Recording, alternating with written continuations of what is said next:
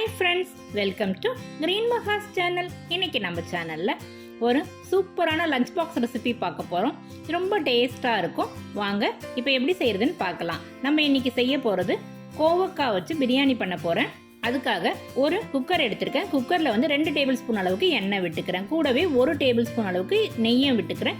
எண்ணெயும் நெய்யும் நல்லா உருகின பிறகு இதில் வந்து ஒரு சின்ன ஸ்பூன் அளவுக்கு சோம்பு சேர்த்துக்கிறேன்.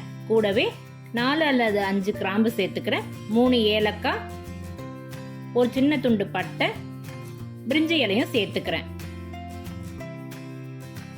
இது நல்லா பொரிஞ்ச பிறகு 2 பச்சை மிளகாய் கீறி வச்சிருக்கேன், அதை நான் சேர்த்துக்கிறேன்.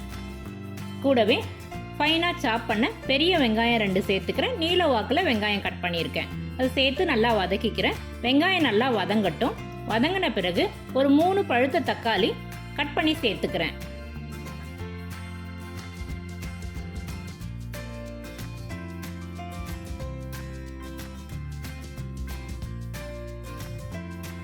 தக்காளி வெங்காயம் எல்லாம் நல்லா வதங்கி வரட்டும். இந்த சமயத்தில் நம்ம ஒரு பிரியாணி மசாலா ரெடி பண்ணிக்கலாம். இந்த சமயத்தில் ஒரு டிப்ஸ் சொல்கிறேன். இஞ்சி பூண்டு பேஸ்ட் வந்து இந்த சமயத்தில் நம்ம சேர்க்கலாம். அப்படி இல்லைன்னா இஞ்சி பூண்டு பேஸ்ட் ஃப்ரெஷ்ஷாக அரைக்கும் போது கொஞ்சம் பிரியாணி மசாலாவையும் அதையோட சேர்த்து அரைச்சோம்னா பிரியாணி வந்து கூடுதல் டேஸ்ட்டாக இருக்கும்.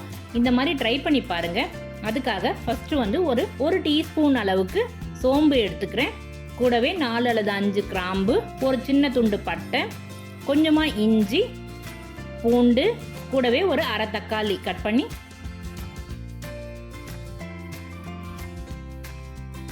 சேர்த்து நல்லா ஃபைன் பேஸ்ட்டாக அரைச்சி வச்சுருக்கேன். இந்த மசாலாவை வந்து நம்ம இந்த சமயத்தில் சேர்த்துக்கலாம்.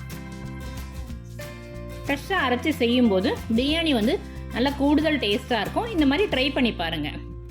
நான் அரைச்சி சேர்த்து வதக்கிக்கிறேன். இது நல்லா வதங்கட்டும்.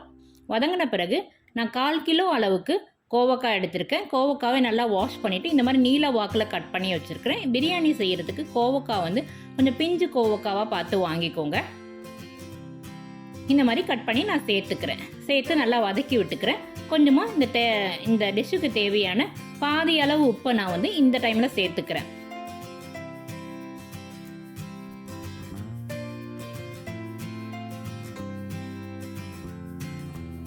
நல்லா உப்பு சேர்த்து வதக்கும் போது அந்த தண்ணிலாம் நல்லா வெளியில் வரும். அந்த கோவக்காயில் இருக்கிற தண்ணிலாம் கொஞ்சம் தண்ணி விடும். விட்ட பிறகு நம்ம வந்து இந்த சமயத்தில் நான் ஊற வச்ச பச்சை பட்டாணியை சேர்த்துக்கிறேன். சேர்த்து நல்லா வதக்கி விட்டுக்கிறேன். கூடவே வந்து கொஞ்சமாக ஒரு 1/4 டீஸ்பூன் அளவுக்கு மஞ்சள் தூள் சேர்த்துக்கிறேன். கூடவே காரத்துக்காக வெறும் மிளகாத்தூள் 1.5 டேபிள் ஸ்பூனும், தனியாத்தூள் 2 டேபிள் ஸ்பூனும் சேர்த்துக்கிறேன். உங்கள் காரம் எப்படியோ அதுக்கேற்ற மாதிரி நீங்கள் கூடவோ குறைக்கவோ சேர்த்துக்கலாம். சேர்த்து நல்லா கலரி விட்டுக்கிறேன். இந்த மசாலா கோவக்காய் எல்லாம் சேர்ந்து நல்லா வதங்கி வந்த பிறகு நல்லா எண்ணெய் பிரிஞ்சு வரும். அந்த சமயத்தில் வந்து நம்ம தண்ணி விட்டுக்கலாம். நான் இன்றைக்கி வந்து 2 டம்ளர் அளவுக்கு சாப்பாடு அரிசி தான் எடுத்திருக்கேன். பாஸ்மதி அரிசியில் கூட செய்யலாம் இந்த பிரியாணி. நான் இன்றைக்கி சாப்பாடு அரிசியில் தான் செய்ய போகிறேன். 2 டம்ளர் அளவுக்கு நான் அரிசி எடுத்திருக்கேன். அதுக்காக 4 டம்ளர் அளவுக்கு நான் தண்ணி விட்டுக்கிறேன்.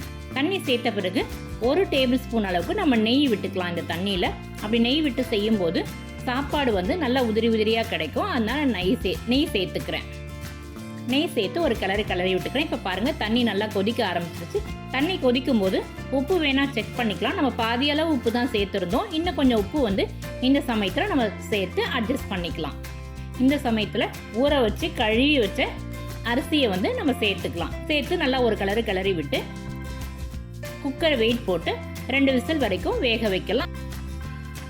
அப்படி இல்லைன்னா லோ ஃப்ளேம்லேயே வச்சு 10 நிமிஷம் போல் வேக வச்சுக்கலாம்.